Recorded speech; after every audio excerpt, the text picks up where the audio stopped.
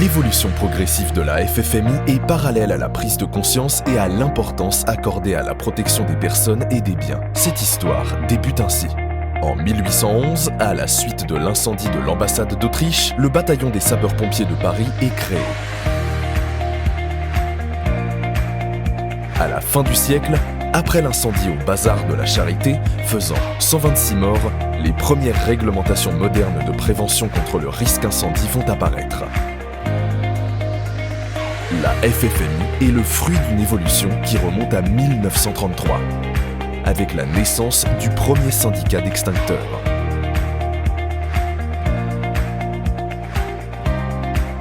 En 1938, un nouvel incendie faisant 73 morts entraîne la création de l'ancêtre du règlement ERP ainsi que le bataillon des marins-pompiers de Marseille. Préfigurant la fédération FFMI, le premier syndicat s'élargit et intègre le champ des matériels d'intervention sapeurs-pompiers.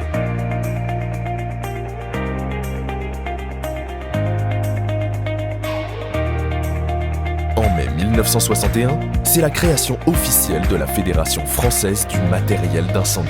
La FFMI a pour objectif d'élargir son champ d'action en intégrant toutes les activités de sécurité incendie active avec un métier spécifique pour chaque syndicat adhérent.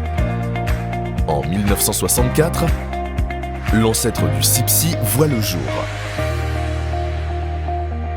Suivi du GIS 3 ans plus tard pour les sprinklers.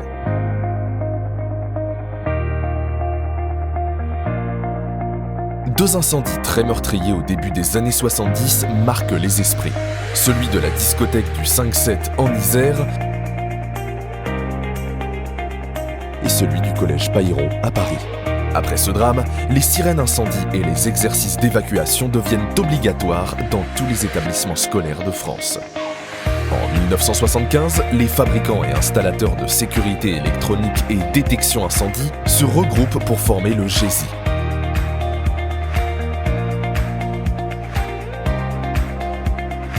Suivi ensuite par le GIF, qui représente les spécialistes du désenfumage et du compartimentage.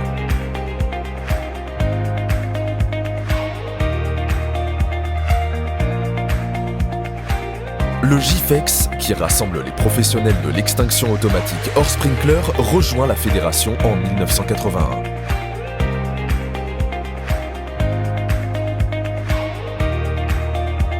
En 1983, elle lance la première édition des Oscars de la sécurité incendie. La FFMI participe également à différents congrès et salons pour valoriser les métiers des industriels de la sécurité incendie, dont celui des sapeurs-pompiers et Expo Protection. Depuis son origine, la FFMI encourage l'extension des certifications des services associés aux produits. La première certification des services date de 1991. Elle était initiée avec l'APSAD pour l'installation d'extincteurs mobiles. Le CIFEX, qui représente les syndicats d'extincteurs, s'associe avec les distributeurs installateurs de matériel incendie pour la mise au point du CAP d'agents vérificateurs d'appareils extincteurs et de RIA. La fédération crée, en 1997, un groupement spécialisé en signalisation de sécurité, le SFPS. Et grâce à un nouveau groupement, le GIFSID, la FFMI prend également en compte la sécurité incendie grand public avec les détecteurs autonomes avertisseurs de fumée.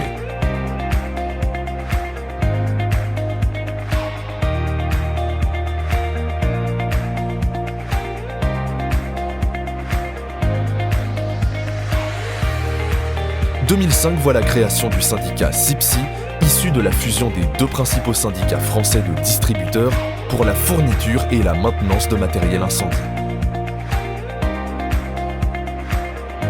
La loi de mars 2010 vise à rendre obligatoire l'installation de détecteurs de fumée dans tous les lieux d'habitation. La FFMI a beaucoup œuvré pour que cette loi voie enfin le jour. En 2013, un nouveau chapitre s'ouvre pour la fédération. Elle devient la Fédération française des métiers de l'incendie. Ce changement de nom intervient pour mettre en avant les nouvelles perspectives de développement de la sécurité incendie dans le domaine des services et mieux valoriser les compétences plurielles de ses adhérents. En 2015, les acteurs de la formation incendie forment le GEFPI, ceux des bureaux d'études en sécurité, créent le GISPI.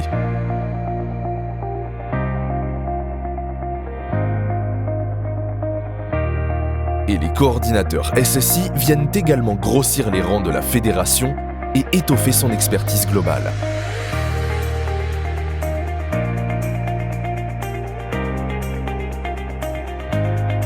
Deux ans plus tard, la fusion de deux syndicats existants donne naissance au GIFMI, qui regroupe les fabricants de véhicules et matériel pour les sapeurs-pompiers. En 2018, la FFMI, avec la DGS-CGC, lance le Club Export de la sécurité civile, qui a pour but de promouvoir le savoir-faire industriel français à l'international dans nos domaines d'activité. En 2019, les incendies spectaculaires de l'usine normande de Lubrizol ainsi que celui de la cathédrale de Notre-Dame de Paris sont venus rappeler l'importance de disposer d'équipements de sécurité incendie fiables et permettant de détecter le plus en amont possible les départs de feu. 2021 marque les 60 ans officiels de la fédération qui compte aujourd'hui 11 syndicats et plus de 300 adhérents qui agissent au quotidien au service de la protection des personnes et des biens.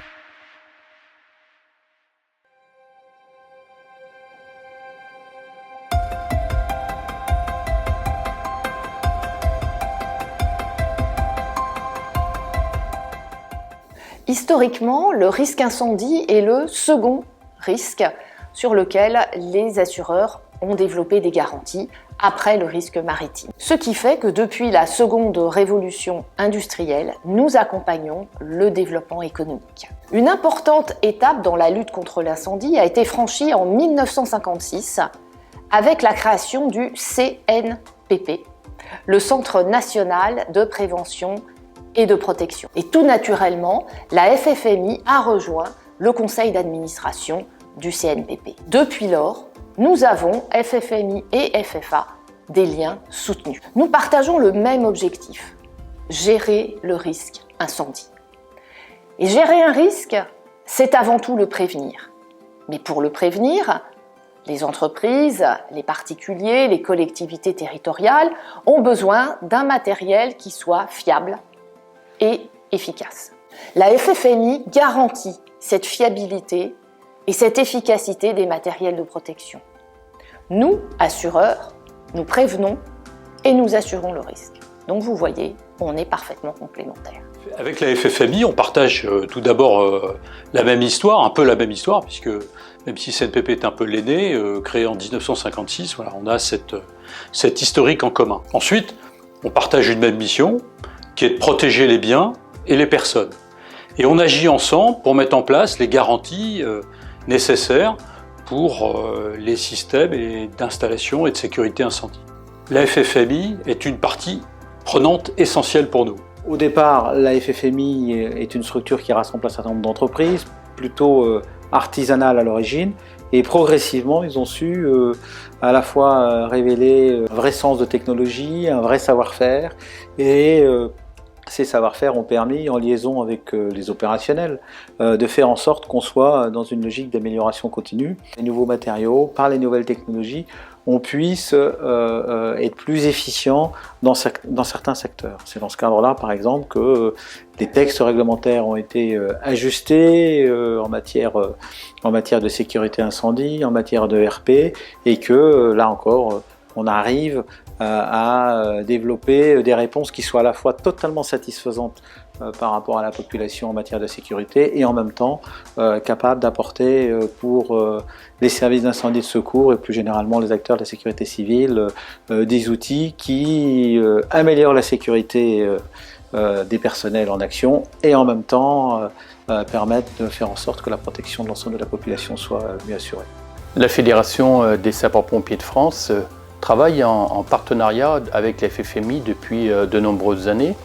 La FFMI, avec l'ensemble de ses entreprises, permet d'avoir ce vrai partenariat, notamment lors du Congrès national des sapeurs-pompiers de France, surtout sur la partie salon, qui est pour nous important pour pouvoir mettre en avant le savoir-faire des entreprises françaises, les exporter bien sûr auprès de l'ensemble de nos services départementaux d'incendie et de secours, mais surtout aussi vers les délégations étrangères qui viennent de plus en plus nombreuses, et c'est vraiment l'objectif aujourd'hui aussi de réformer notre congrès de manière à justement faire ce travail que porte la FFMI depuis ces nombreuses années. Et c'est vraiment très intéressant pour nous de pouvoir travailler ensemble.